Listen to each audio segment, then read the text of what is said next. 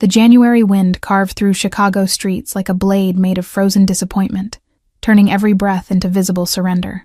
Leopold Varlotta's hand enclosed his son's smaller fingers as they emerged from the Millennium Convention Center, where 2 hours of champagne philanthropy had finally released them back into honest cold.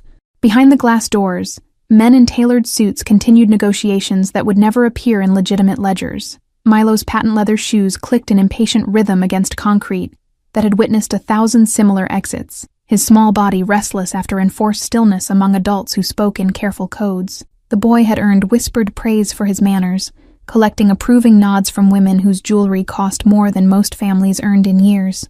Their car waited 3 blocks distant where the driver had been forced to park. The beggar existed in the recessed doorway of a shuttered coffee shop, like furniture that had always been there, her presence so thoroughly absorbed into the urban landscape that she'd achieved invisibility through sheer persistence. Her coat hung in folds that spoke of different owners, fraying where fabric met the constant friction of survival. Canvas bags slumped beside her feet with the defeated posture of objects that had traveled too far without arriving anywhere worth reaching. Golden hair emerged from beneath grime and strands that caught streetlight with stubborn refusal to completely surrender beauty. Leopold's gaze swept past her with the efficiency of someone trained to categorize and dismiss in the same motion, his attention already calculating traffic patterns at the intersection ahead. The city manufactured her type by the thousands, casualties of systems that processed human beings into statistical casualties. Inside the gala, he'd written a check that would fund literacy programs for disadvantaged children, which satisfied whatever accounting his conscience still maintained. The mathematics had long been settled into compartments that didn't communicate with each other. His capacity for individual response had been carefully excised by years of necessary emotional triage, the survival mechanism of someone whose work required choosing which suffering to acknowledge and which to ignore. But Milo stopped with such violence that Leopold's shoulder jerked backward, the child's hand transforming from warm weight into rigid anchor. The boy's entire body had reoriented toward the beggar, with the mechanical certainty of iron filings finding magnetic north. His forward momentum arrested so completely that physics seemed briefly negotiable. His small face tilted upward toward the woman with an intensity that belonged to much older recognition. The streetlight flickered once, creating a moment where shadows rearranged themselves into patterns that Leopold's hindbrain recognized before his conscious mind could construct defenses. The beggar's face, stripped of context and expectation, held architecture that his hands had once traced in darkness between silk sheets.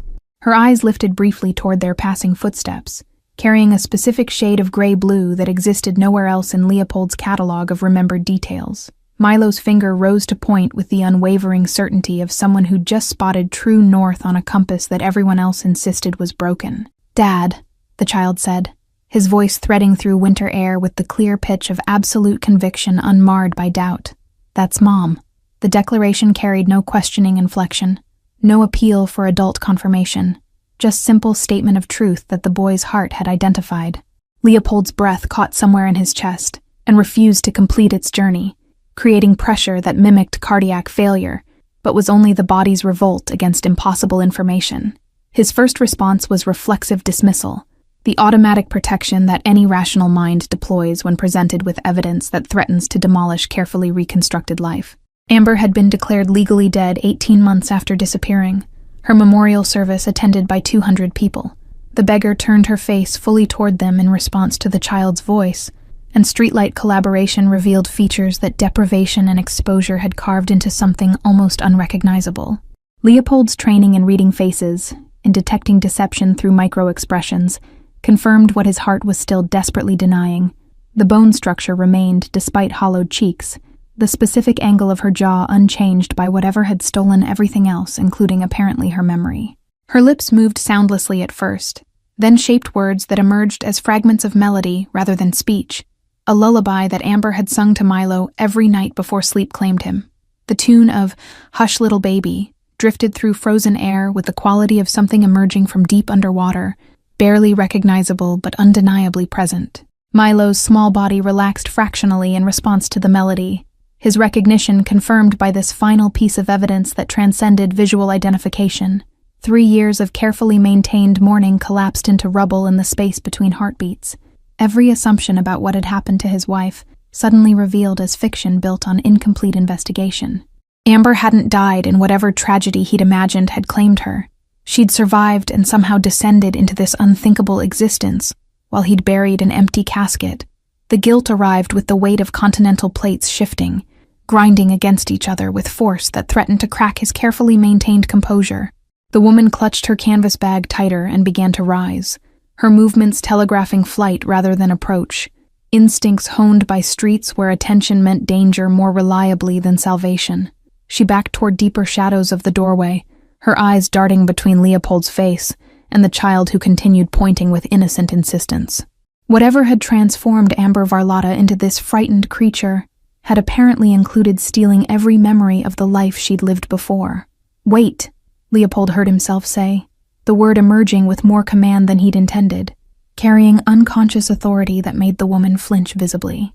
She shrank further into darkness, and he realized with sickening clarity that she didn't know him, that her face held no spark of recognition, only the wary confusion of someone accustomed to being invisible, suddenly finding herself observed, registered in her expression, along with the calculating assessment of whether this attention represented threat. Milo pulled free from his father's grip and took 3 steps toward the woman, before Leopold's reflexes could intervene. The child's face tilted upward with hope that hadn't yet learned the vocabulary of disappointment. "Mom, it's me. It's Milo," the boy said, his voice carrying patient explanation of someone speaking to an adult who'd momentarily forgotten something obvious. "Remember? You used to make pancakes on Saturday and we'd watch cartoons together." The beggar stared at the child with an expression that cycled through confusion, fear, and something deeper that Leopold recognized as the pain of reaching for memories that refused to surface. Her hand lifted slightly, fingers extending toward Milo's face before stopping in midair, trembling with the effort of some internal battle. "I don't," she whispered, her voice rough from disuse and winter cold, shaped by an accent that had been smoothed away during her previous life.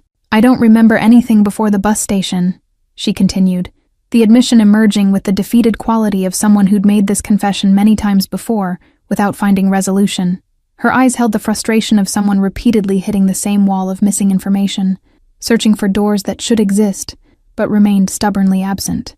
The trembling in her extended hand intensified before she withdrew it completely, tucking both hands into her coat pockets, as if punishing them for reaching toward connection they had no right to claim.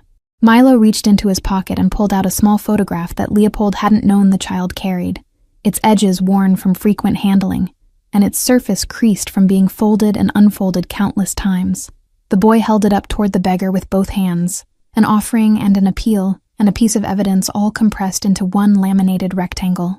"This is you," Milo said simply, his voice holding absolute faith that showing her face would restore everything that had been lost. The photograph trembled in Milo's small hands, its surface catching the streetlight in a way that made the image seem to glow against the surrounding darkness. Amber's eyes fixed on the rectangle with an intensity that suggested drowning person spotting potential rescue, her entire body going rigid as her brain attempted to process information. The image showed a woman with clean blonde hair laughing at the camera, while a smaller version of the boy before her sat on her lap. Leopold watched his wife's face as she stared at the photograph, tracking the micro-expressions that flickered across features he'd once known as intimately as his own reflection. Her pupils dilated slightly, the involuntary physical response to recognition operating on a level deeper than conscious memory could access or deny. Her breathing changed rhythm, becoming shallow and rapid, the pattern of someone experiencing shock without understanding its source, her hand rising unconsciously to touch her own face. "I found this in a dumpster behind the library 18 months ago. Amber whispered, her voice carrying the fragmented quality of someone reporting facts without connecting them to personal narrative. It was in a purse with other things, but the photograph was the only thing that survived the water damage. She pulled her canvas bag closer and extracted a Ziploc plastic bag, inside which the photograph's twin rested alongside other water-stained documents too damaged to read. "I've been carrying it because I thought maybe someone would recognize the woman and tell me where to find her," she continued, her words revealing that Amber had been searching for herself without knowing that was the nature of her quest. "Tell me who she was, so I could return her picture." The statement landed with devastating innocence, carrying evidence of her own identity like a detective pursuing a missing person who existed only in mirrors, never understanding that the woman she sought looked back at her from every reflective surface. Leopold's mind raced through implications, constructing and discarding theories about what could cause a person to forget themselves so completely while retaining enough function to survive. Trauma-induced amnesia existed in medical literature, but usually resolved within days or weeks, not years. This was something more profound, a psychological break so complete that Amber had constructed an entirely new identity from nothing, her mind protecting itself from unbearable truth by simply erasing the existence of that truth. "The bus station?" Leopold asked, his voice carefully controlled despite the chaos of emotions threatening to break through professional composure. "Which bus station? And when, exactly?" The question emerged from the part of his mind trained to gather intelligence, to construct timelines and establish facts even when those facts threatened to demolish everything he thought he understood. His son stood between them now, a small bridge connecting two shores that should have never been separated by anything except normal distance. Amber's eyes clouded with the frustration of someone repeatedly hitting the same wall of missing information, her hands clenching and unclenching as if physical movement could shake loose memories. "The Greyhound terminal on Harrison Street," she said slowly, each word extracted with visible effort. "I woke up on a bench outside the building just before dawn, and when I tried to remember how I got there or where I was supposed to go, there was nothing." She touched her temple where a faint scar curved along her hairline. The timeline clicked into place in Leopold's mind with the precision of tumblers falling in a lock, because Harrison Street Terminal was where Amber had been headed the night she disappeared. They'd argued that evening about his business, about the increasing danger she perceived in the associations he maintained, about whether their son was being raised in an environment compatible with normal childhood development. She'd thrown clothes into an overnight bag with angry efficiency and announced she needed space to think. He'd let her go, confident that distance would provide perspective, and she'd return within a week with renewed appreciation for the security his position provided. Instead, she'd vanished somewhere between their Lincoln Park brownstone and the bus terminal 6 miles south, her phone going dead around midnight and never transmitting signal again. The police investigation had been thorough but fruitless, finding no evidence of foul play, and eventually concluding she'd chosen to disappear voluntarily, a narrative Leopold had rejected until absence of alternatives forced acceptance. "You never made it onto the bus," Leopold said, speaking more to himself than to Amber as pieces of a 3-year puzzle finally began assembling into coherent picture. "Something happened between our house and the terminal. Something that left you with that scar and stole your memory of everything that came before." The scenarios his mind generated were uniformly dark, involving the various enemies his position had accumulated, the rival organizations who'd see value in targeting a wife as leverage. Amber's hand moved to the scar again, tracing its path with fingers that suggested this was habitual gesture, performed countless times without yielding answers. "The doctors at the free clinic said it was old wound, probably 9 or 10 months healed by the time I finally went in for the headaches," she offered, her voice carrying the detached quality of someone reporting on a stranger's medical history, rather than personal experience, the emotional distance necessary to discuss trauma without being consumed by its weight. The casual mention of free clinics and lack of insurance created a fresh wave of rage in Leopold's chest, fury directed at himself for failing to find her, at the systems that allowed citizens to fall through cracks so completely they ceased to exist in official records, at whatever forces had reduced his wife to this state of abandonment. His hands formed fists inside his coat pockets, where Milo couldn't see the physical manifestation of emotions he'd learned to control in all other circumstances, but which now threatened to break through carefully maintained professional detachment. "You're Amber Varlotta," Leopold said, each word weighted with certainty, despite knowing that simply stating fact wouldn't restore what had been lost. "You're my wife, you're Milo's mother, and 3 years ago, you were heading to catch a bus when something happened that I'm going to find out about." The promise emerged before calculation could temper it, the vow of someone whose power had failed to protect what mattered most, but might still serve to uncover truth and extract whatever justice remained possible. Amber's face cycled through expressions too rapid to catalog individually, settling finally on a careful blankness that Leopold recognized as defensive mechanism against information too overwhelming to process. She took a step backward, her body language screaming flight response, even as her eyes remained locked on Milo's face with hunger that transcended conscious understanding. "I don't know you," she whispered, but the protestation carried less conviction than before, her voice betraying the uncertainty of someone whose entire reality had just been called into question.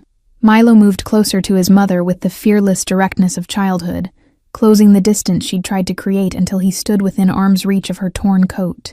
"You used to sing to me every night before bed," the boy said with perfect confidence, his small face tilted upward to meet her eyes. "The song about the mockingbird and the diamond ring.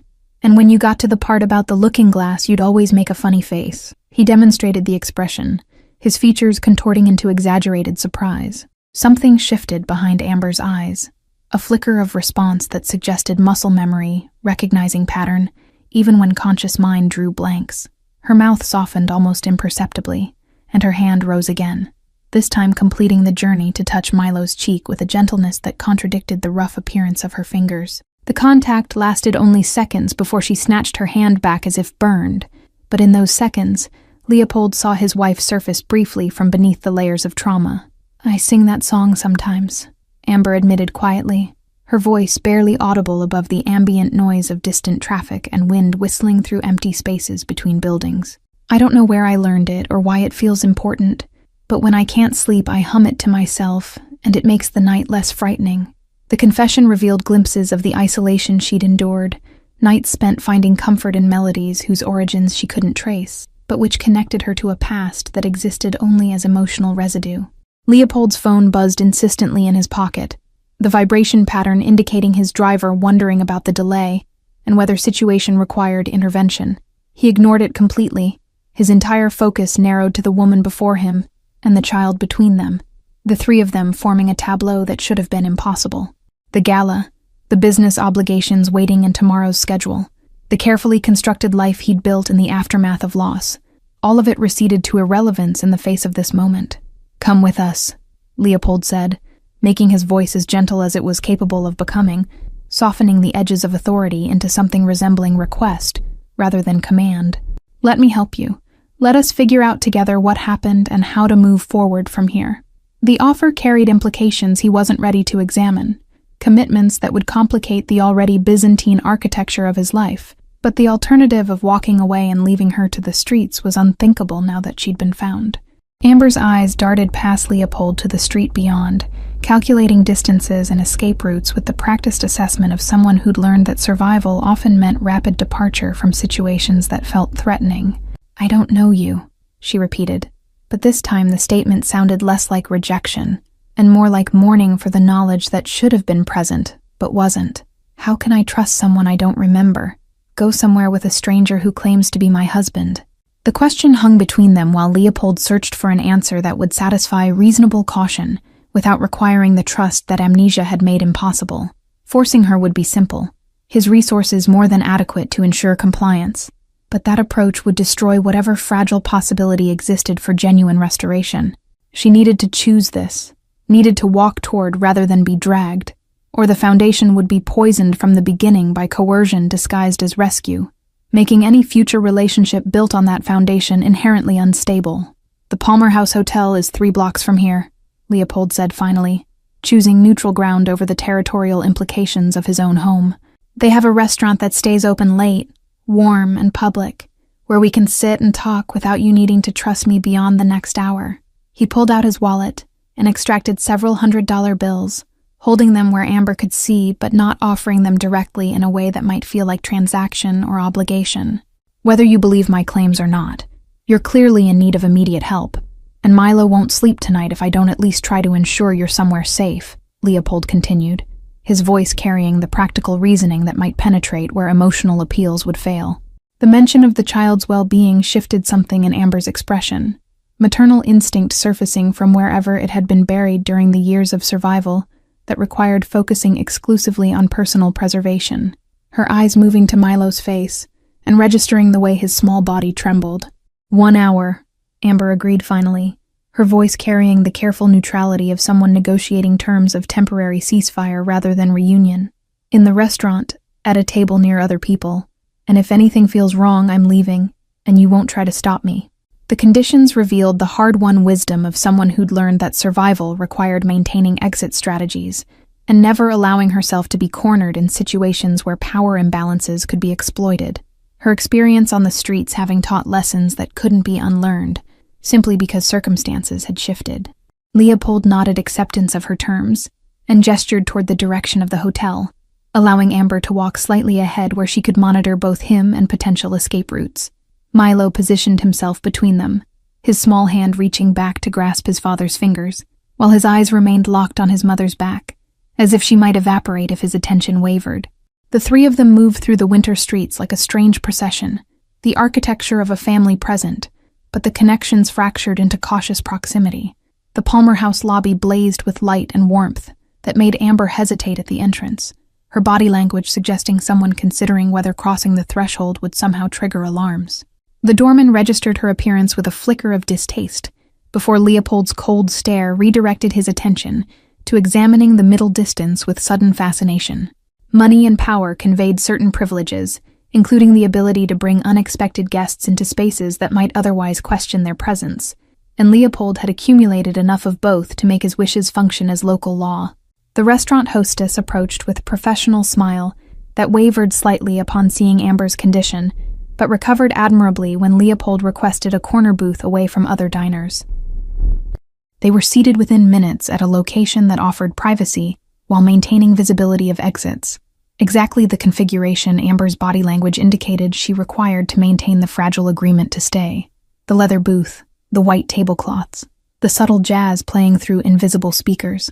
All of it represented a world Amber had been exiled from so completely.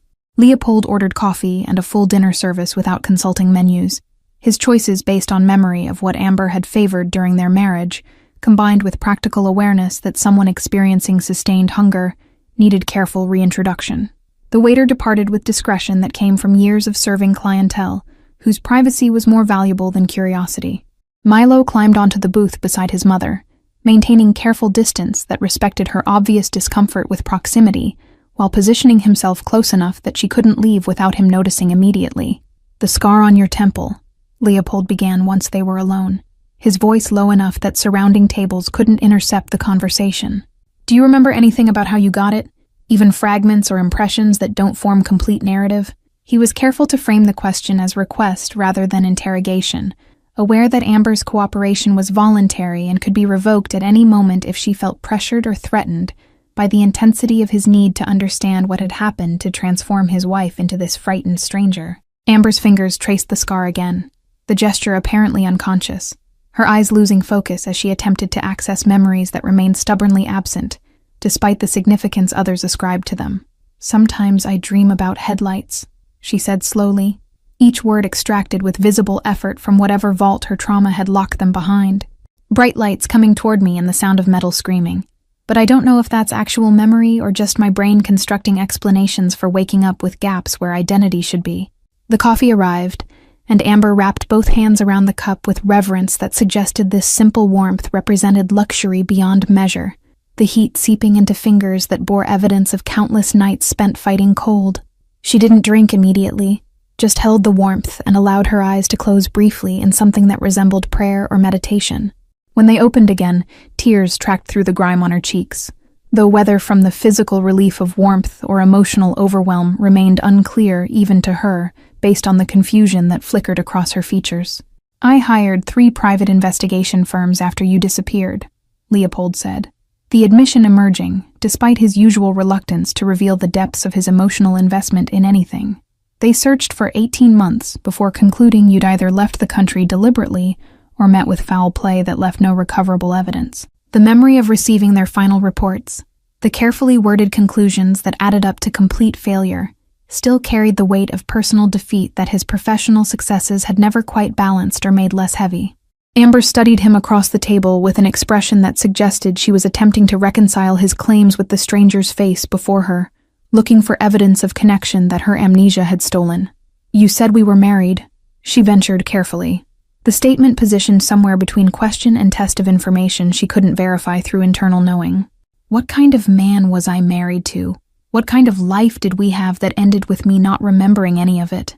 Leopold felt Milo's attention sharpen, the child's awareness that his father's answer would shape how this night progressed, written clearly in the way the boy held perfectly still.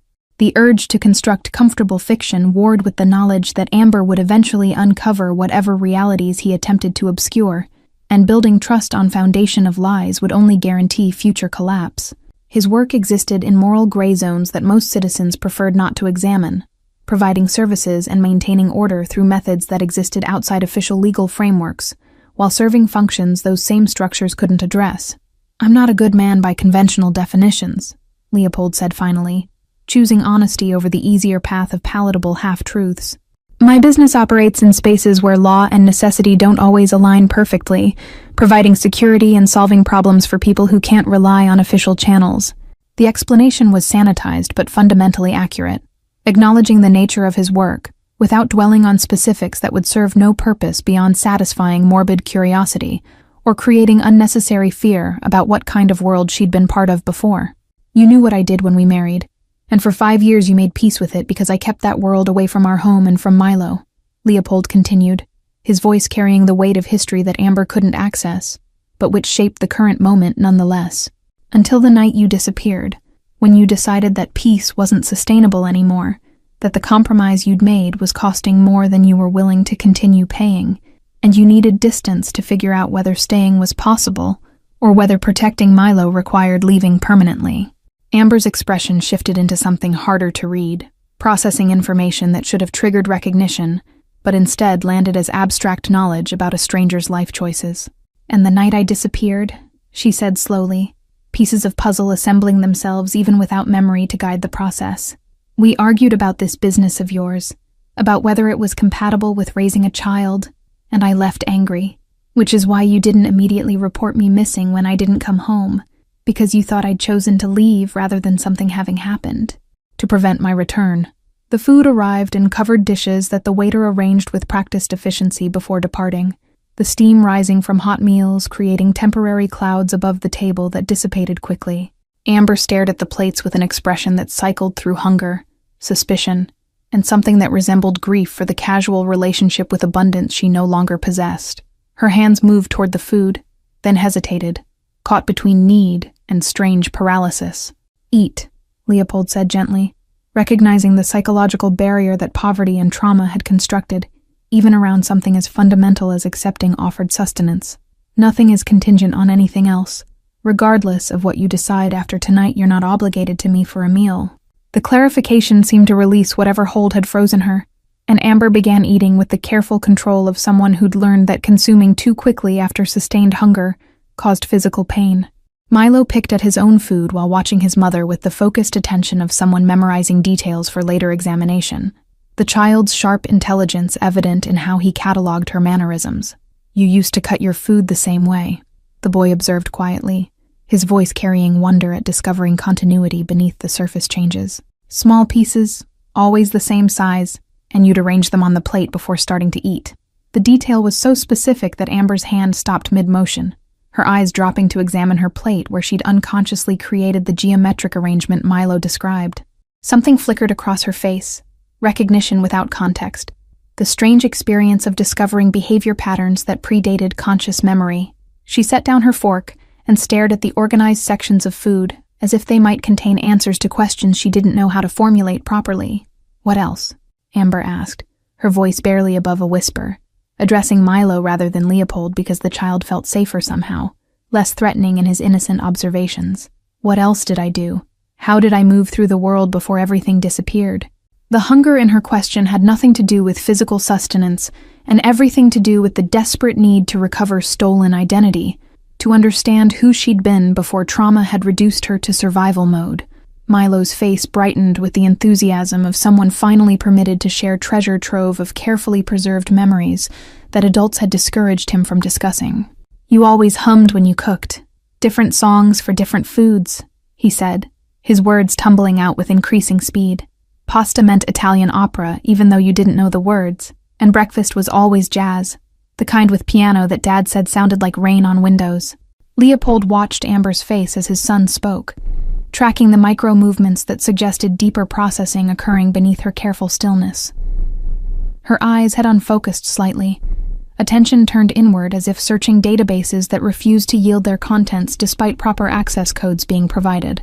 Frustration creased her forehead when the search came up empty again, the familiar disappointment of reaching for something that should be within grasp, but remained stubbornly intangible no matter how many times the attempt was repeated. "You collected things," Leopold added, his voice joining the reconstruction carefully, offering pieces without overwhelming her with the entire picture at once. Not valuable things, just objects that caught your attention for reasons you couldn't always explain. Smooth stones from the lake, vintage buttons from thrift stores, postcards of places you'd never been. The observation seemed mundane, but it sparked something in Amber's expression, a flicker of connection to the impulse, even if the specific memories remained absent from conscious access. Amber reached into her canvas bag and pulled out a small tin that rattled when moved, opening it to reveal a collection of items that exactly matched Leopold's description. Smooth pebbles sat alongside tarnished buttons, a handful of bottle caps worn smooth by time, 3 subway tokens from a system that no longer accepted them. "I've been picking these up for months," she said, staring at the contents with new understanding. "I thought I was just being strange, hoarding trash, but maybe I was remembering something without knowing I was remembering." The revelation hung between them, evidence that identity persisted beneath conscious awareness, that the person Amber had been continued to influence the person she'd become, despite the complete break in memory. Leopold felt something shift in his chest, a loosening of the despair that had accompanied the initial discovery of his wife in such diminished circumstances. If fragments of her original self remained active even through amnesia, perhaps reconstruction was possible. Perhaps the woman he'd loved hadn't been entirely erased by whatever trauma had stolen her explicit memories. "Your sister lives in Milwaukee," Leopold said, introducing new information to test how her mind responded to facts about relationships she couldn't consciously recall. "Catherine, 2 years older than you, works as a librarian, has twin daughters who just turned 6. He watched carefully for any physical response, any unconscious recognition that might manifest before conscious processing could interfere. You were going to visit her the night you disappeared. Needed space to think about whether staying in our marriage was sustainable." The name Catherine produced a visible reaction, Amber's hand moving to her chest as if responding to physical impact, her breathing becoming slightly irregular. "I dream about someone calling that name," she admitted slowly, the confession clearly costing her something to articulate. "In the dreams I'm answering, turning toward the voice, but I can never see who's speaking, or understand the context beyond the feeling that the name matters." Her eyes searched Leopold's face for confirmation, that this fragment had value, that she wasn't constructing false memories from desperate need to belong somewhere. "She's been searching for you," Leopold continued, his voice gentle with the weight of someone delivering information about love that had persisted despite absence and silence. "She files missing person reports every 3 months, keeps your case active, refuses to accept the official narrative that you chose to disappear." The knowledge that someone had maintained faith produced tears that Amber didn't attempt to conceal, the evidence that she'd been wanted, that her absence had created a void that hadn't been casually filled with acceptance, seemed to reach past her defensive barriers. Milo had finished eating, and now leaned against his mother's arm with the natural affection of someone who'd decided that uncertainty about recognition didn't preclude offering comfort. Amber stiffened initially at the contact, then gradually relaxed, her hand rising tentatively to rest on the child's head, in a gesture that looked awkward, but felt instinctively correct.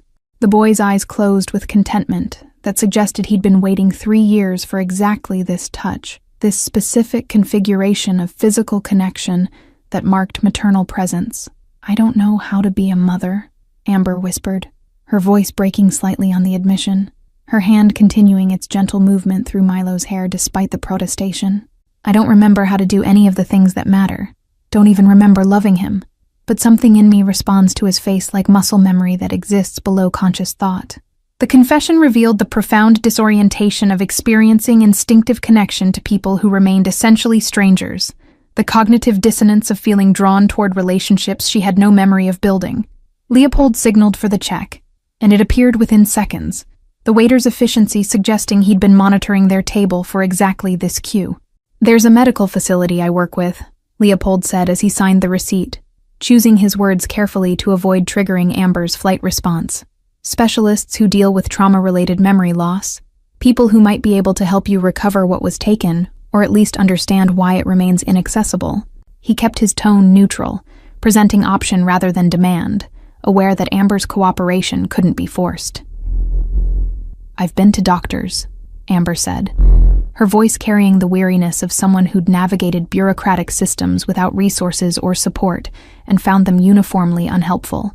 Free clinics where they take one look at me and decide the problem is drugs or mental illness, where treatment means handing over pamphlets for shelters and suggesting I pray for guidance.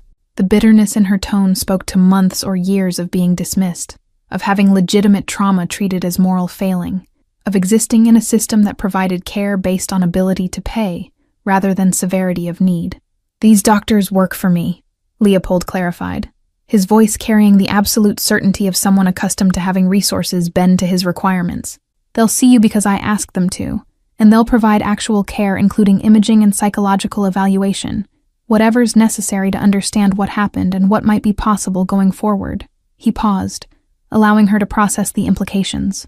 "The appointment can be tomorrow or next week or never, entirely your choice, but the option exists whenever you're ready to pursue it." Amber's fingers worried the edge of her canvas bag, while her mind clearly worked through calculations about accepting help that came with strings she couldn't yet identify. The restaurant had begun to empty, late diners departing into the cold night, leaving their corner booth increasingly isolated. Milo had dozed off against her arm, his small body radiating the heat and trust that only children managed, his breathing deep and regular in a way that suggested he felt safer than he had in recent memory. "Where would I stay?" Amber asked finally, the practical question revealing she was at least considering the possibility, rather than reflexively rejecting all offers. "I can't go back to the shelter tonight if I'm supposed to see doctors tomorrow. They lock the doors at 10 and don't make exceptions." Her voice carried the exhausted pragmatism of someone who'd learned that survival required understanding and working within systems, rather than fighting their arbitrary constraints, even when those constraints felt deliberately designed to make help inaccessible. Leopold had anticipated this question and prepared multiple answers, each calibrated to different levels of trust and comfort. "There's a suite in this hotel under permanent reservation for business associates who need secure lodging," he said, choosing the option that provided safety without demanding proximity. "Separate bedroom, full bathroom, room service available 24 hours, and most importantly, it's yours for as long as you need it without obligation or surveillance." He pulled a key card from his wallet and set it on the table between them. The offer hung there like something that might explode if handled incorrectly, too generous to accept without suspicion, yet desperately needed in ways that made refusal almost impossible. Amber's eyes moved from the key card to Leopold's face and back, searching for the trap that experience insisted must be present when men offered women in vulnerable positions exactly what they needed most. "What do you want in exchange?" she asked bluntly, her directness cutting through any pretense of casual charity. Nobody gives something this valuable without expecting something back. "I want my wife's memory restored if possible," Leopold said, matching her directness with his own version of uncomfortable honesty. "I want my son to have his mother back in whatever capacity that's achievable. I want to understand what happened 3 years ago, and ensure it never happens to anyone else." He held her gaze steadily, allowing her to read whatever truth she needed from his expression. "But none of those wants require anything from you right now, except agreement to be safe and warm tonight, instead of sleeping in a subway station." Amber's hand moved toward the key card, then stopped, retreated, advanced again in a pattern that revealed her internal struggle between need and learned wariness. "One night," she finally said, the agreement hedged with temporal limitation that preserved her sense of control over circumstances threatening to sweep her into currents she couldn't navigate. "Tomorrow I'll consider the doctors, but tonight is just about having a bed and a door that locks from the inside." She took the key card with movements suggesting she half expected it to be snatched away, the muscle memory of disappointment making even accepted gifts feel conditional. Leopold carefully lifted his sleeping son from the booth, the child's body remaining limp with the absolute trust that only exhausted children managed, his small arms instinctively wrapping around his father's neck. "I'll take Milo home and come back in the morning," he said, the statement carefully structured to make clear he wasn't inviting himself into Amber's space or assuming proximity. "The suite is on the 14th floor, room 1412, and the front desk has instructions to provide anything you request without question or limit." They moved through the lobby together but separately, maintaining careful distance that acknowledged the fragility of whatever agreement they'd reached over dinner. The elevator arrived and Amber stepped inside alone, her fingers white-knuckled around her canvas bag, her eyes holding mixture of hope and terror that suggested she still half expected this entire night to reveal itself as elaborate cruelty. The doors began to close, and Leopold saw her mouth form words that might have been thank you, or might have been goodbye, the distinction unclear before steel separated them, and she ascended toward temporary sanctuary. The lobby felt cavernously empty after her departure, populated only by night staff who moved through their duties with the efficient invisibility of people trained not to see what guests preferred to keep private. Leopold adjusted Milo's weight against his shoulder and moved toward the exit where his driver waited, his mind already racing ahead to the dozens of calls he needed to make before sunrise. Medical specialists required activation, security personnel needed briefing, and most urgently, someone had to begin the forensic reconstruction of what had happened 3 years ago, in the hours between Amber leaving their home and waking on a bus station bench. The drive back to Lincoln Park took 20 minutes through streets now empty of everything except delivery trucks and the occasional taxi ferrying late-night workers home. Milo stirred briefly when carried inside, murmuring something about his mother that dissolved back into sleep, before forming complete sentence. Leopold laid the boy in his bed, still wearing the miniature tuxedo, too exhausted himself to navigate the logistics of pajamas and teeth brushing, the night's revelations having drained reserves he hadn't known were already dangerously depleted. His own bedroom felt like a museum dedicated to a marriage that had existed in different reality, Amber's belongings still occupying their designated spaces, because he'd never possessed the emotional capacity to clear them out. Her closet held dresses she'd never wear again. Her nightstand still had the mystery novel she'd been reading with a bookmark, holding her place on page 143. The wedding photo on the dresser showed two people who'd believed their biggest challenges would be ordinary marital negotiation, rather than the complete dissolution of shared reality through trauma and forced forgetting. Leopold sat on the edge of the bed and pulled out his phone, scrolling through contacts until he found Dr. Sarah Chen, the neurologist who'd consulted on other sensitive cases requiring discretion. The call went to voicemail, and he left a message that conveyed urgency without providing details, requesting an emergency consultation for early morning. Next was Marcus Webb, the security specialist who'd led the original investigation into Amber's disappearance, and who would need to know that every conclusion drawn 3 years ago now required complete re-examination in light of her survival and amnesia. Sleep felt impossible with his mind cycling through scenarios and possibilities, each more disturbing than the last. If Amber's disappearance had been deliberate attack rather than random misfortune, the perpetrators remained at large, and possibly still represented threat. If her amnesia was trauma-induced rather than organic, something horrific had happened in the hours she couldn't remember. If she'd been living on streets for 3 years while he'd moved forward with his life, the moral weight of that failure threatened to crush whatever remained of his carefully constructed self-image. The security footage from 3 years ago would need to be reviewed again with fresh eyes, now that they knew Amber had made it at least as far as the Harrison Street terminal area. Traffic cameras, business surveillance, ATM recordings, all of it existed in archives that could be accessed with appropriate pressure, applied to appropriate bureaucrats. Someone had seen something. Cameras had captured fragments of her journey. And somewhere in the accumulated digital detritus of urban life existed evidence that would explain how Amber Varlotta had vanished into thin air and re-emerged as an amnesiac beggar. His phone buzzed with Dr. Chen's return call despite the late hour, her voice alert in the way that suggested she'd been awake rather than disturbed. "I got your message," she said without preamble, her professional efficiency one of the qualities that made her valuable for situations requiring absolute discretion. "Emergency consultation for early morning. Should I clear my schedule or just move some appointments?" The question acknowledged that Leopold's emergencies typically qualified as genuine rather than exaggerated, his track record of crying wolf remaining unblemished by false alarms. "Clear the morning," Leopold said, his voice carrying the weight that made clear this wasn't negotiable request. "Trauma-induced amnesia, 3-year duration. Patient is female mid-30s who's been surviving on streets without identity or support system." He paused, deciding how much to reveal during this initial call. "The patient is my wife, who was declared dead 2 years ago after extensive investigation failed to locate her, and my son identified her tonight living as a beggar outside the convention center where I'd just attended a charity gala." The silence on the other end stretched long enough that Leopold briefly wondered if the connection had dropped. But then Dr. Chen's carefully controlled breathing indicated she was processing information that qualified as extraordinary, even by the standards of someone who'd treated unusual cases. "Jesus," she said finally, the professional veneer cracking slightly to reveal human response beneath. "Okay, I'll be at the private clinic at 7 a.m. with my full team, including psychiatric specialist and trauma counselor. Bring whoever needs to be there, and we'll figure out what's possible." Morning arrived with the gray reluctance of winter dawn. light filtering through clouds that promised snow without quite delivering.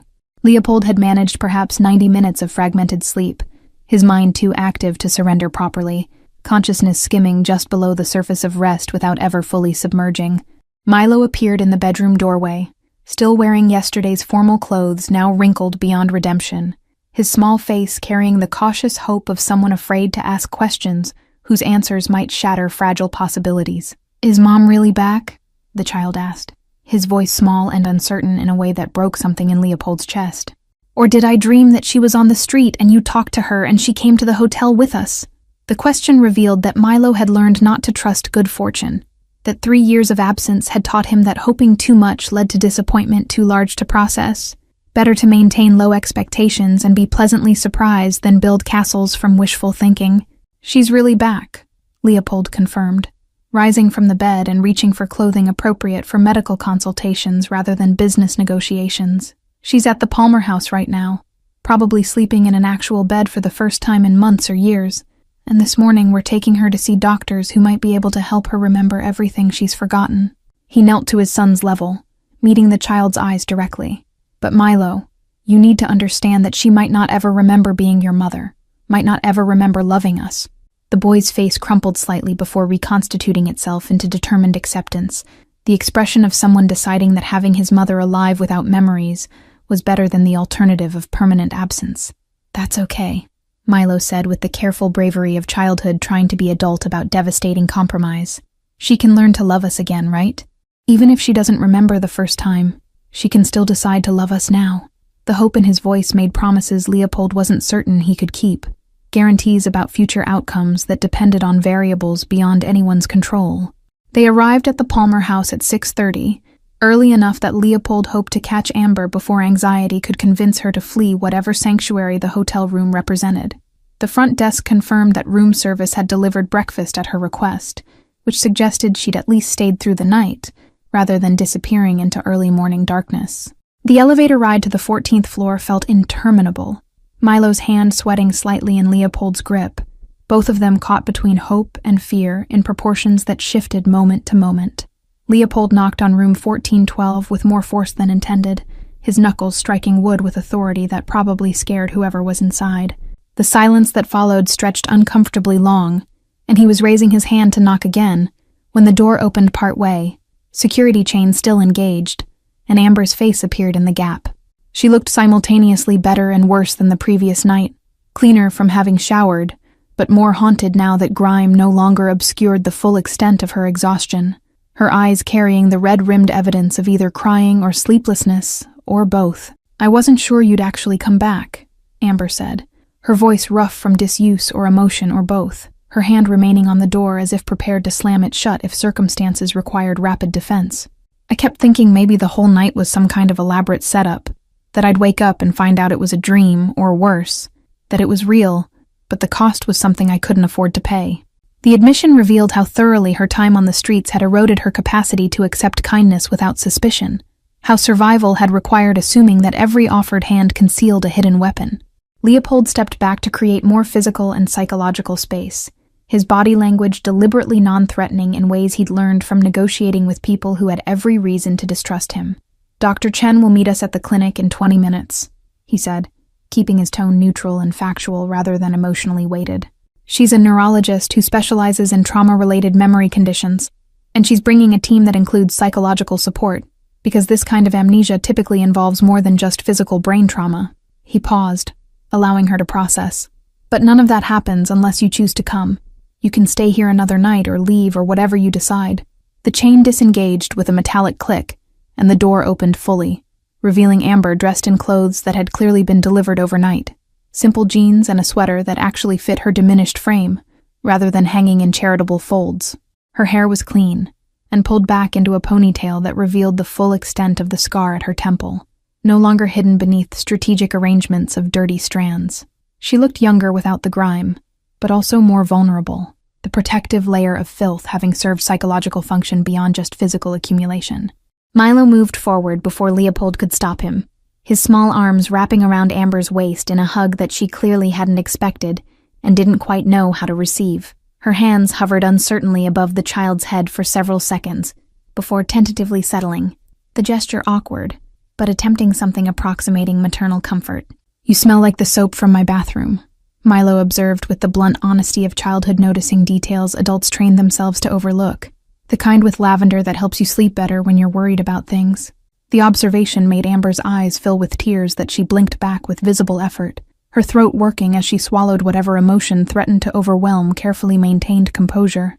"I used half the bottle," she admitted quietly, her voice breaking slightly on the confession. "I stood in the shower until the water ran cold and then filled the bathtub and sat in it until it got cold too, because I couldn't remember the last time I'd been properly clean." The detail was almost unbearably intimate, revealing deprivation that went beyond simple poverty into sustained denial of basic human dignity. The drive to the private clinic took them through neighborhoods that transitioned from wealthy downtown to industrial district to wealthy again. The topography of Chicago's economic divisions laid bare in architecture and sidewalk maintenance. Milo maintained steady stream of observations from the back seat, his child's voice filling silences that might otherwise have become oppressive, asking questions about buildings and people that Amber attempted to answer, despite having no reliable knowledge about anything beyond immediate survival.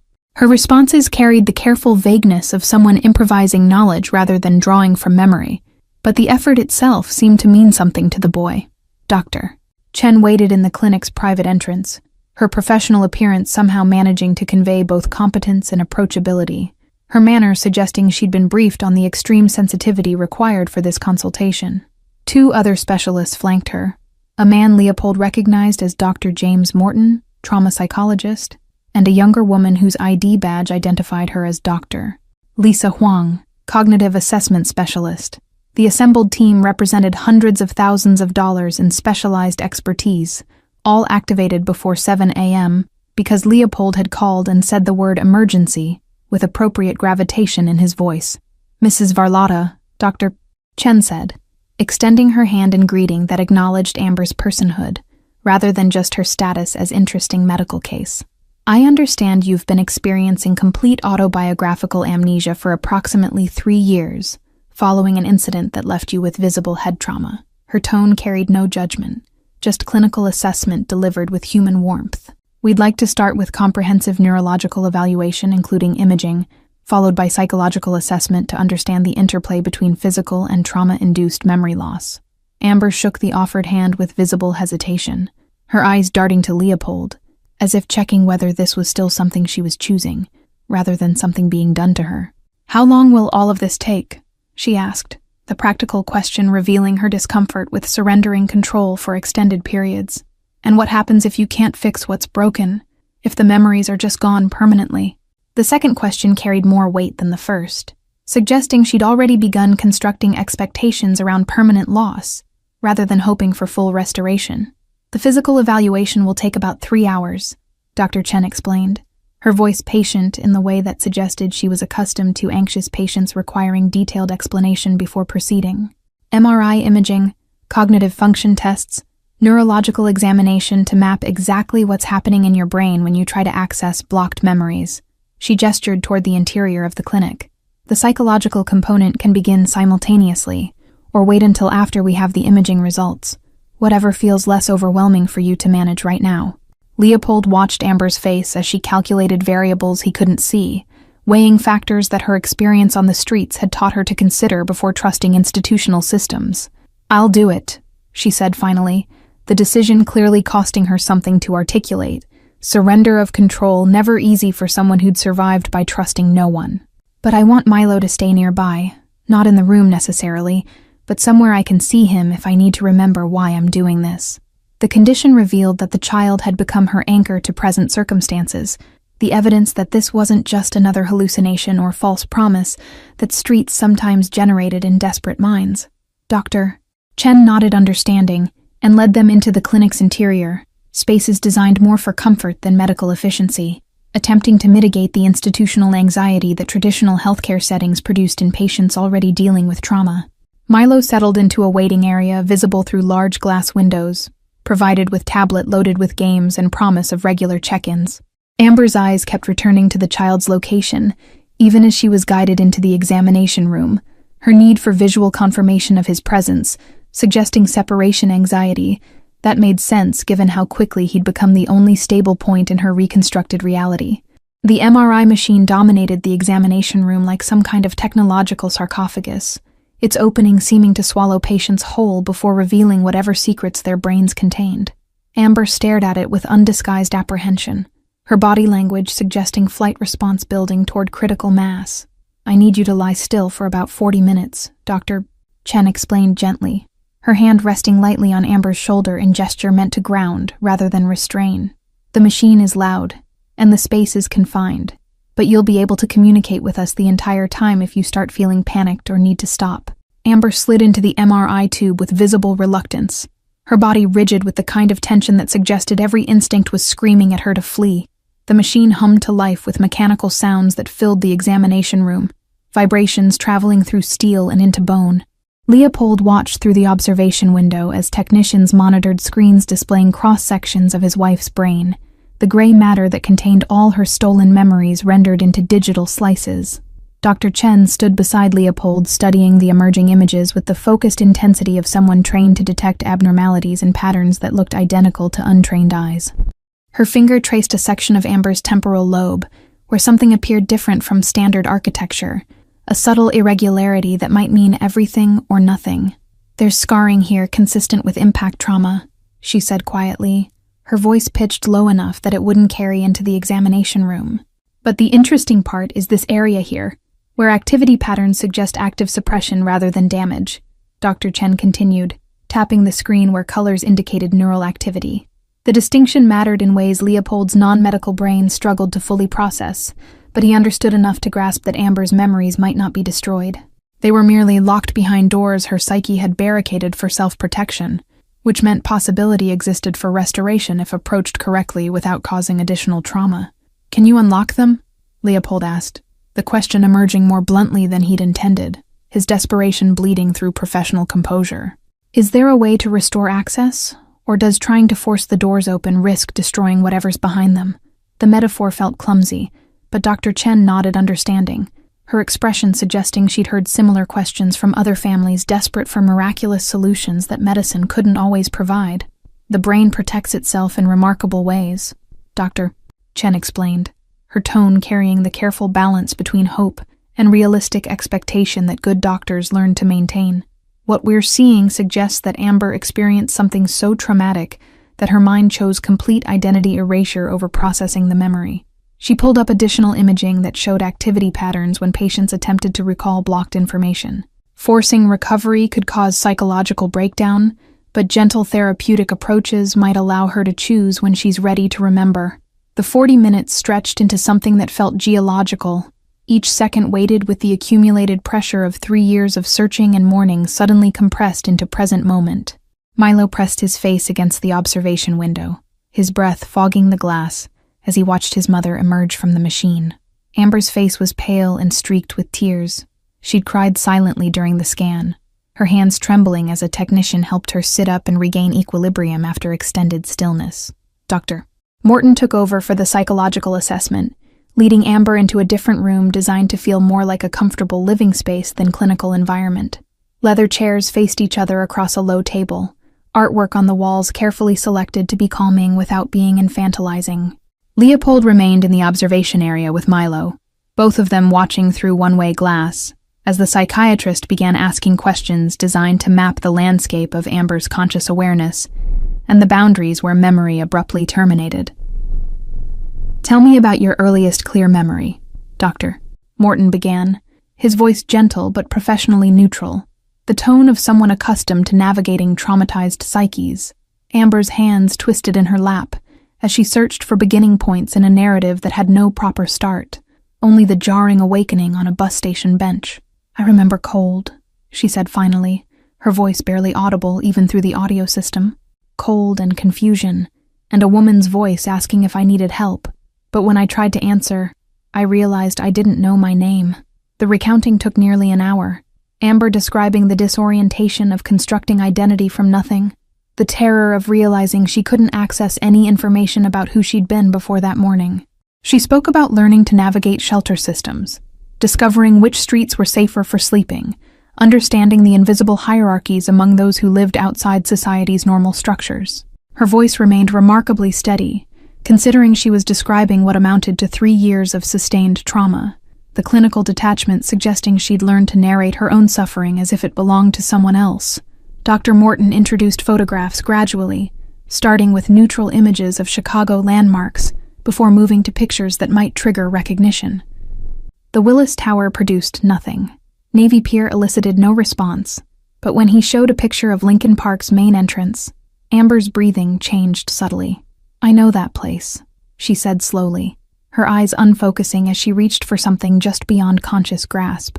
"I've been there, not recently but before, and there was someone small running ahead of me laughing."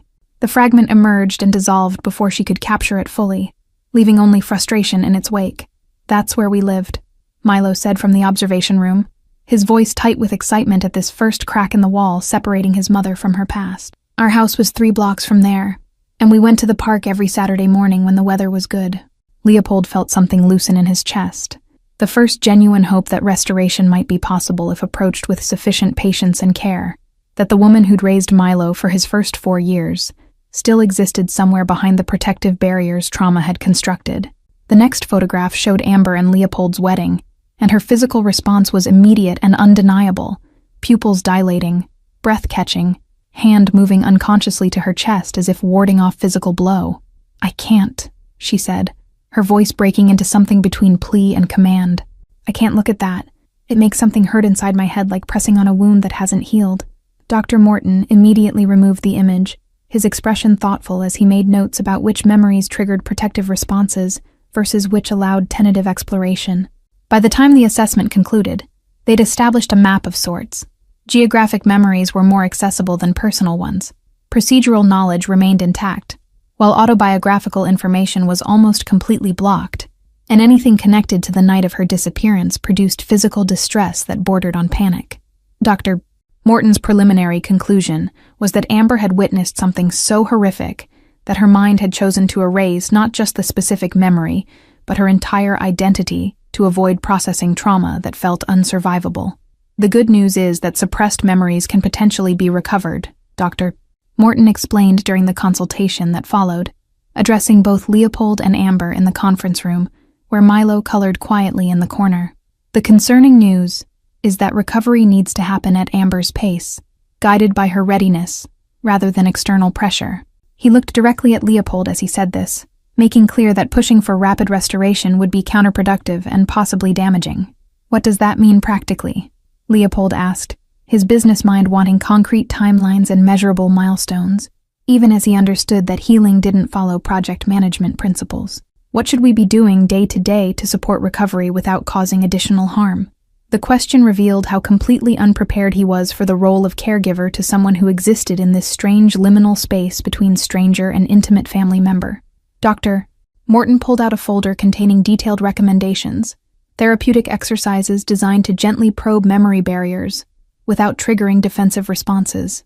"Amber needs stability first. Consistent housing, regular meals, safety that doesn't require constant vigilance," he said, ticking off fundamentals that seemed obvious, but which had been absent from her life for 3 years. "Once basic needs are met consistently enough that her nervous system can begin to relax, we can introduce memory work through graduated exposure to familiar environments and relationships." "How long?" Amber asked, her voice small, in a way that revealed how overwhelmed she felt by the complexity of what lay ahead. "How long until I know who I was, or if that person even still exists to be recovered?" The question contained an ocean of fear about discovering that the woman in the photographs had been completely erased, that whatever identity she'd constructed from nothing over 3 years was all that remained and would need to be enough. "There's no standard timeline, Dr. Tott," Morton said honestly, refusing to offer false comfort that would only lead to disappointment when arbitrary deadlines passed without breakthrough. "Some patients recover significant memories within weeks, others take years, and some never fully restore what was lost but build new memories that eventually matter more than the old ones." He leaned forward slightly, his expression compassionate. "The goal isn't to erase who you've become or force you back into being who you were. It's to give you access to your full story so you can choose how to move forward."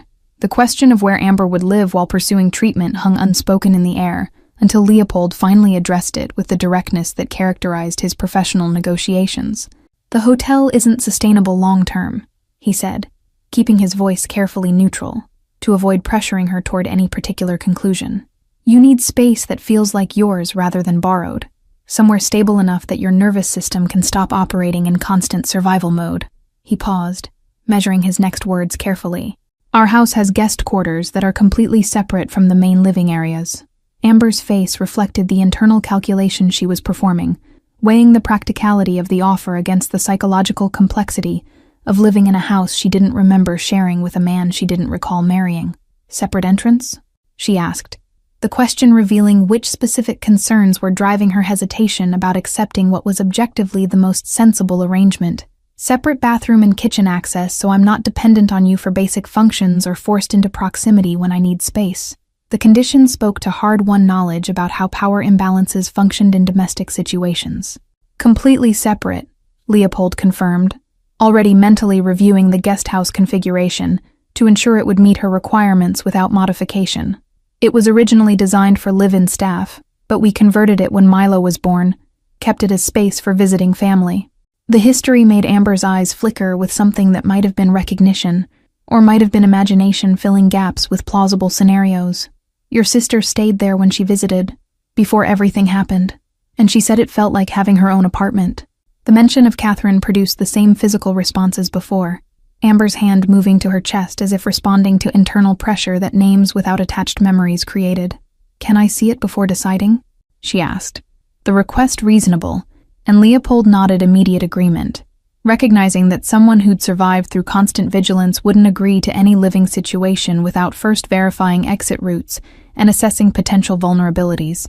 They left the clinic with Milo walking between them, the child's hand clasped in Amber's with a possessiveness that suggested he feared she might vanish if his grip loosened. The drive back to Lincoln Park felt different than the morning journey, weighted with the day's revelations and the tentative steps toward reconstruction that felt more real than Leopold had dared hope. Milo narrated the passing streets with the enthusiasm of a tour guide who'd been waiting years for this specific audience, pointing out places that held significance he desperately wanted his mother to share. That's where we got ice cream every Friday after your piano lessons, he said, indicating a shop that had changed ownership twice since Amber's disappearance, but which occupied the same corner. Piano lessons registered something in Amber's expression, a flicker of connection to information that felt true, even without supporting memories to confirm it. I play piano? She asked, the question directed more at herself than at Milo, her fingers moving unconsciously in patterns that suggested muscle memory responding to verbal cue. That feels right somehow, like my hands know something my brain doesn't about where they're supposed to be and what movements they're supposed to make. The observation aligned with Dr. Morton's assessment that procedural memories often survived when autobiographical ones were suppressed. The house appeared gradually through bare winter trees, a brownstone that spoke of old money maintained through generations, rather than newly acquired wealth. Amber stared at the facade with an expression that cycled through emotions too complex to name, searching for recognition that remained stubbornly absent, despite the building's obvious significance. I lived here, she said slowly, the statement positioned somewhere between question and attempt to make abstract knowledge feel concrete. This was home. These walls contained my life, and now it's just architecture that means nothing except what people tell me it should mean. Leopold led her around to the side entrance that accessed the guest house, a path that avoided walking through the main residence where accumulated memories pressed against every surface. The guest quarters exceeded what he'd described. A full studio apartment with bedroom alcove, functional kitchen, bathroom with deep tub, and living area that managed to feel spacious despite modest dimensions. Windows overlooked a small private garden that would be beautiful in spring, but currently held only dormant plants and accumulated snow.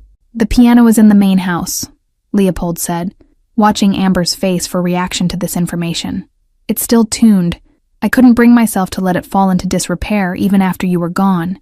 The admission revealed more than he'd intended about his own inability to fully accept her death, the ways he'd preserved pieces of her existence like museum exhibits dedicated to a life interrupted. You're welcome to use it whenever you want. The door between the houses is never locked.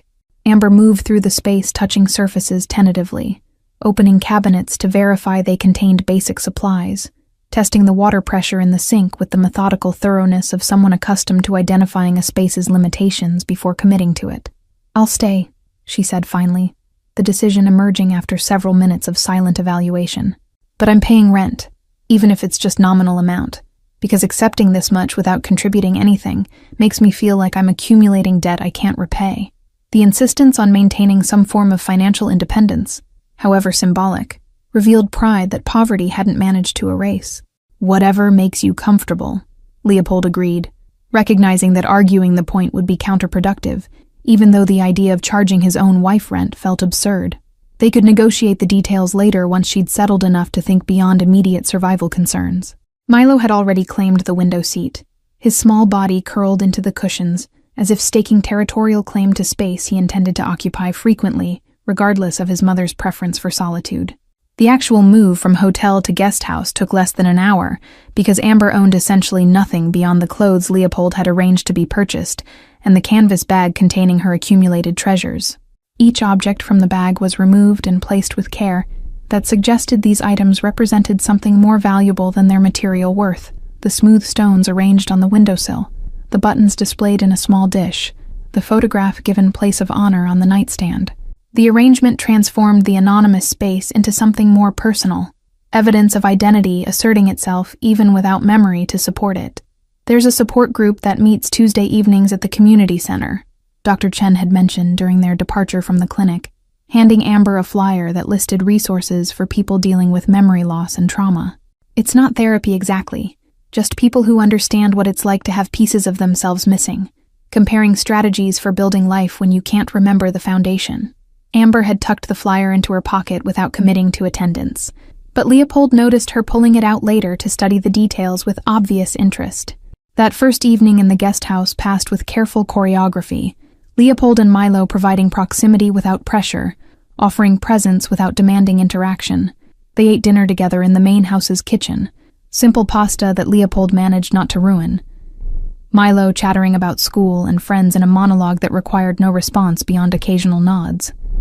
Amber sat at the table where she'd presumably sat hundreds of times before, her fingers tracing the wood grain, as if searching for grooves that might trigger recognition through texture rather than sight. After dinner, Milo asked if his mother would read him a bedtime story, the request delivered with a casualness that belied its significance. Amber's eyes widened with something between panic and desire, the prospect of performing such an intimate maternal act toward a child she didn't remember bearing clearly overwhelming. "I don't know if I'll do it right," she said, her voice carrying the vulnerability of someone being asked to perform without a script, in a language she'd forgotten. "What if I mess it up or it feels wrong to you?" "You can't mess it up," Milo said, with the confident assurance of someone who'd waited 3 years for exactly this moment and wasn't about to let self-doubt prevent it.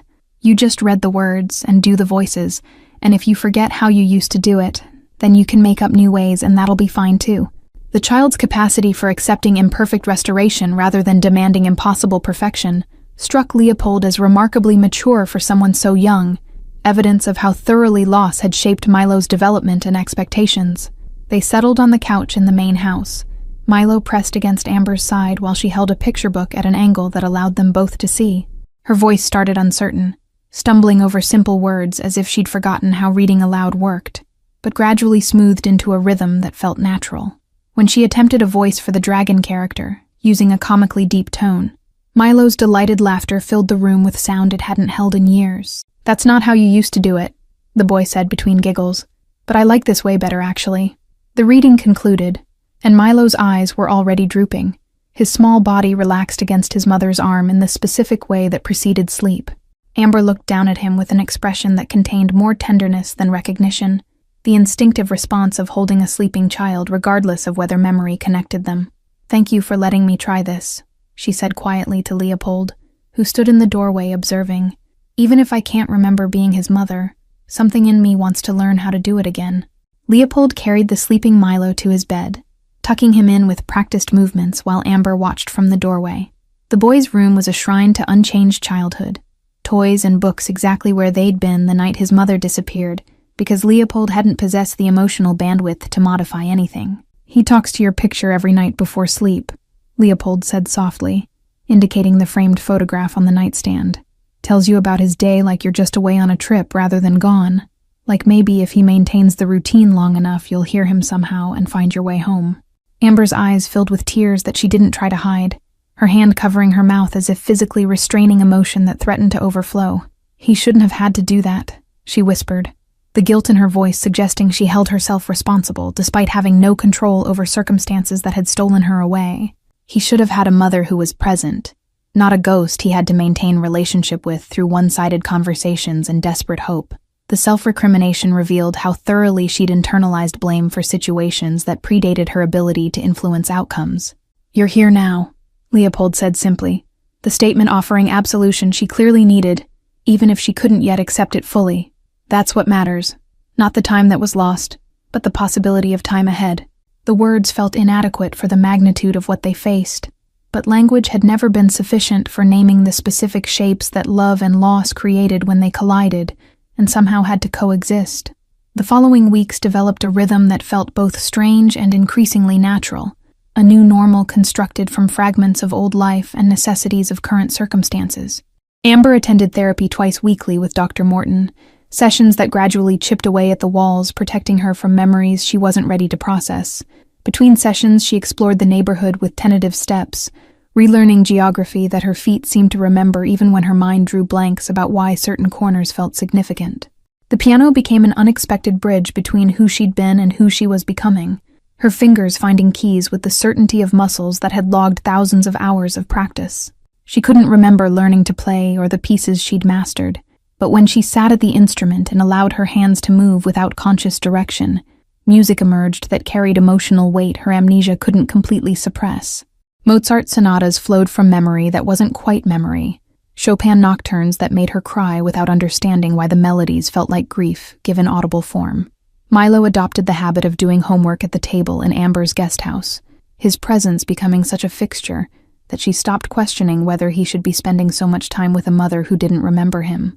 The boy's patient acceptance of her limitations somehow made space for connection that didn't require shared history, relationship built on present moments, rather than accumulated past.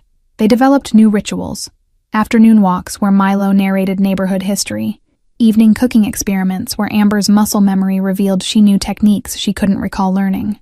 The physical act of cooking together revealed patterns that transcended conscious memory, Amber's hands reaching for spices in combinations that produced familiar flavors, without her understanding why certain ingredients belonged together. She discovered she could make pasta carbonara from muscle memory alone, her fingers moving through the steps with practiced efficiency, while her mind drew complete blanks about where she'd learned the technique or how many times she'd prepared this exact dish. Milo watched these moments with fascination, witnessing his mother's body remember what her brain had forgotten, the strange disconnect between knowledge stored in neural pathways versus knowledge requiring conscious access to retrieve and deploy. Leopold found himself rearranging his schedule to be present for these domestic moments, something he'd rarely prioritized during their previous life together, when business demands had seemed more urgent than family dinners.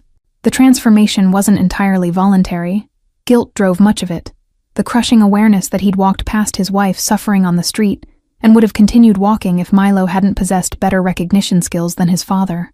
That near miss haunted Leopold's dreams, variations where they walked past and never discovered the truth, where Amber remained invisible among the city's discarded population, while he attended galas and wrote checks to assuage conscience that didn't know it needed assuaging for more personal failures. Amber began venturing into the main house more frequently as weeks progressed, her initial territorial boundaries around the guest quarters relaxing, as familiarity bred comfort rather than contempt. She'd appear in the kitchen during breakfast preparation, offering to help with tasks that her hands knew how to perform, even when her mind couldn't explain the knowledge. The photographs throughout the house no longer triggered the sharp defensive pain they'd initially produced, instead, evoking something closer to curiosity about the smiling woman who wore her face, but seemed to belong to different reality entirely, someone whose happiness felt simultaneously authentic and completely foreign. The neighborhood gradually revealed itself as a palimpsest of forgotten experiences, each street corner potentially holding memories that might surface if conditions aligned correctly. Amber walked the same routes repeatedly, hoping that repetition would trigger recognition, that her feet might remember paths her mind had erased. Sometimes shop owners would recognize her and express shock at seeing her alive, their reactions confirming that she'd existed in this community, that her absence had been noted even if not actively mourned by people who'd only known her as pleasant customer or passing neighbor, rather than intimate friend. Doctor. Morton suggested journaling as a method for tracking which experiences triggered fragment recovery versus which areas remained completely inaccessible despite repeated exposure. Amber filled notebooks with observations about what felt familiar versus what remained stubbornly foreign, creating maps of her own consciousness that revealed patterns about what her psyche was protecting versus what it allowed her to access. The entries became increasingly introspective as she gained confidence with the practice, evolving from simple factual documentation into deeper exploration of who she was becoming in the space between who she'd been and who she might have been if trauma hadn't intervened and rewritten her trajectory entirely. The Tuesday evening support group became a lifeline Amber hadn't known she needed, a room full of people who understood the specific disorientation of missing pieces of themselves. She returned from the first meeting more animated than Leopold had seen her, talking about a woman who'd lost 10 years to a brain injury and a man who'd woken from a coma with no memory of his previous life. "They're building new lives instead of trying to resurrect old ones," she said, her voice carrying something that sounded almost like hope. "Maybe that's what I need to do too, instead of beating myself up for not remembering." Catherine arrived from Milwaukee on a cold Thursday in February, the sister whose existence Amber knew about intellectually but couldn't access emotionally. The reunion was complicated and tearful, Catherine alternating between joy at finding her sister alive and grief at being forgotten by someone who'd been her closest confidant for 30 years. "You used to call me every Sunday morning," Catherine said through tears, clutching Amber's hands across the coffee table. "We'd talk for hours about nothing important, and I kept calling your number for months after you disappeared just to hear your voicemail greeting." The detail produced a physical reaction in Amber, a sharp pain behind her eyes that signaled her mind approaching something it wasn't ready to access, and she had to ask Catherine to stop sharing specific memories that triggered protective responses. They settled instead into getting to know each other as new people, Catherine sharing current life details while carefully avoiding references to shared past.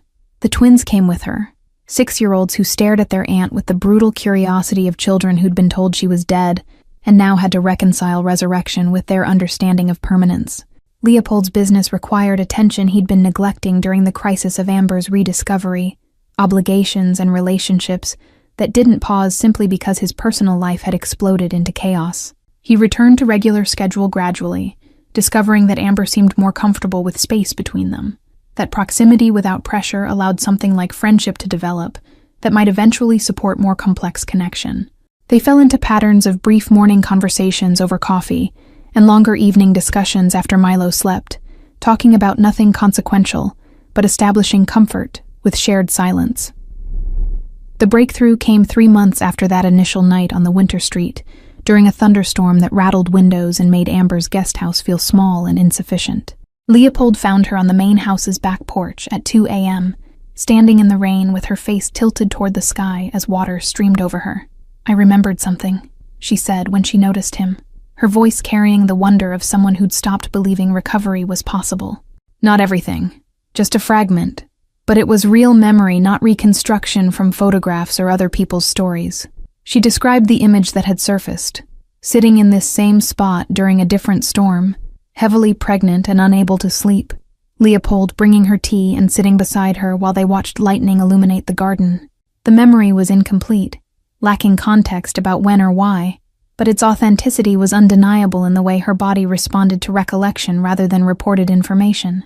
"You were worried about being a good father," she said, her eyes distant as she accessed the fragment carefully. "And I told you that worry itself meant you'd be fine because people who don't care don't question their adequacy." The recovered memory opened something in Leopold that he'd kept carefully sealed, permission to hope that restoration might be possible in ways he'd trained himself not to expect. He'd been operating under the assumption that Amber would remain permanently fractured, that the best they could achieve was comfortable coexistence between strangers who shared legal ties and a child. But this fragment suggested that with time and patience, enough pieces might resurface to reconstruct something approximating the relationship they'd lost, even if the reconstruction would inevitably differ from the original in ways both subtle and profound. Amber began requesting stories about their courtship, asking Leopold to fill in the narrative gaps that photographs couldn't adequately convey. He described their first meeting at a gallery opening where she'd been displaying her own artwork, small watercolors that captured Chicago architecture with a melancholic beauty that had arrested his attention more effectively than the featured exhibition. She'd been unimpressed by his initial attempts at conversation, seeing through the surface charm to the calculated nature of someone accustomed to getting what he wanted through strategic deployment of charisma, rather than genuine vulnerability. "You made me work for every conversation," Leopold said, the memory bringing a smile that felt rusty from disuse, his face having forgotten how to arrange itself around uncomplicated happiness. "You'd answer my questions but never ask any back, forcing me to either keep talking or accept that you weren't interested in knowing me beyond surface pleasantries." The challenge had intrigued him precisely because it was so unusual, his world populated by people who competed for his attention rather than requiring him to earn theirs, the novelty of genuine disinterest proving more seductive than any calculated flirtation could have been. The courtship stories revealed a version of Leopold that Amber struggled to reconcile with the man she knew now, someone who'd apparently been willing to be vulnerable in ways his current guarded demeanor rarely permitted. He described elaborate gestures designed to demonstrate seriousness of intent, private concerts featuring her favorite pianist, weekend trips to cities whose architecture she'd admired from photographs, eventually the patient dismantling of her entirely justified skepticism about whether someone in his line of work could sustain the kind of partnership she required to feel safe enough to commit. "What changed?" Amber asked, trying to understand how the persistent suitor became the man who'd let her walk away angry into a night that swallowed her whole. What happened between those grand romantic gestures and the argument that ended with me leaving, between the version who worked so hard to win me and the version who assumed I'd come back without needing to be pursued? Mel. The question cut deeper than she'd perhaps intended, exposing the wound at the center of their current complicated dynamic. The awareness that if he'd followed her that night, instead of letting pride dictate strategy, 3 years of suffering might have been prevented. The moment marked a turning point, proof that memories weren't destroyed but merely locked away, that patience and safety might gradually restore access to what trauma had hidden. Additional fragments surfaced over the following weeks. Flashes of Milo as an infant, snippets of conversations whose participants she couldn't identify, sensory memories of textures and scents that seemed significant without explanation. Dr. Morton called it spontaneous recovery, accelerated by environmental cues and emotional safety, the clinical terminology failing to capture the profound relief of discovering that who she'd been wasn't completely erased. By spring, Amber had recovered enough fragments to construct a skeletal outline of her previous life, though massive gaps remained particularly around the night of her disappearance. She'd stopped trying to force memory and instead focused on building present existence that incorporated both recovered pieces and the person she'd become during her years on the streets. The combination created someone new, neither the woman she'd been nor the terrified beggar Leopold had almost ignored, but a third version that integrated both experiences into something more complex and resilient than either alone. The question of romantic reconnection remained unresolved, a tension that existed between them, but which neither pushed toward conclusion. Amber had memories of loving Leopold, but couldn't access the actual feeling, while Leopold loved both the woman she'd been and was becoming, but didn't know how to navigate relationship with someone who was simultaneously familiar and stranger. They existed in comfortable limbo, co-parenting Milo and sharing space while leaving undefined the question of whether they remained married in any meaningful sense beyond legal technicality. Milo seemed content with the arrangement, his mother's presence in whatever capacity she could offer apparently sufficient to heal wounds that 3 years of absence had created. The boy had stopped asking when she'd remember everything, and started instead building new memories that would eventually matter more than recovered old ones. They had inside jokes now, shared experiences that belonged to this version of their relationship, the foundation for future that didn't require past to validate its existence. The investigation into what happened the night Amber disappeared remained active, Leopold's resources devoted to uncovering truth that might explain but could never excuse the 3 years of suffering that followed. Security footage from the relevant time period had been reviewed, witnesses interviewed, every lead pursued with the obsessive thoroughness of someone who needed answers, even if they came too late to prevent damage. The truth, when it finally emerged, was simultaneously mundane and devastating. Wrong place, wrong time, a robbery gone violent that had left Amber with head trauma, and no one had witnessed or reported. The perpetrators had been caught months after the incident for unrelated crimes. Their confession to attacking a woman near the Harrison Street terminal, given without knowing her identity, or caring about what happened after they'd left her bleeding on the pavement. The randomness of it, the absolute lack of meaning beyond simple criminal opportunism, made the loss somehow harder to accept than if there had been intentional malice from Leopold's enemies. She'd been stolen from her life for pocket money, and a purse they'd thrown away when it contained nothing valuable. The cost-benefit analysis of street crime rendered inhuman suffering that couldn't be adequately compensated even by the justice system's maximum penalties. But revenge and justice, while pursued, couldn't restore what had been lost or fast-forward through the slow work of recovery that occupied their days. Amber continued therapy, continued building relationship with her son, continued the patient reconstruction of identity that incorporated both who she'd been and who she'd become. Some days were harder than others, memories surfacing that brought pain or confusion, but the trajectory overall moved toward integration rather than fragmentation, toward future rather than remain trapped by past. On a warm evening in late May, Amber played piano while Milo dozed on the couch and Leopold worked on his laptop nearby, the domestic scene unremarkable except for how remarkable it would have seemed 6 months earlier. She finished the piece she'd been practicing and sat with her hands resting on the keys, her eyes closed as she held the final notes in her mind. "I'm happy," she said quietly, surprising herself with the observation. "I don't remember most of my life. I still have nightmares about sleeping in subway stations. But right now in this moment I'm actually happy." The declaration felt like victory in a war that had never had clear battle lines or measurable objectives, triumph that looked nothing like what Leopold had imagined when he first recognized the beggar as his wife. They weren't the family they'd been before, couldn't return to innocent assumptions about safety and stability that trauma had permanently destroyed. But they were something new, something built on honesty about fragility and impermanence, on acceptance that memory was only one form of connection, and present attention could matter as much as shared history. Thank you all for following this story. If you've connected with Amber, Leopold, and Milo's journey, write in the comments where you're watching from, and don't forget to like, subscribe, and share this video. Your support means everything and helps me continue bringing you stories about second chances, the resilience of the human spirit, and families finding their way back to each other even when the path forward looks nothing like the one they lost.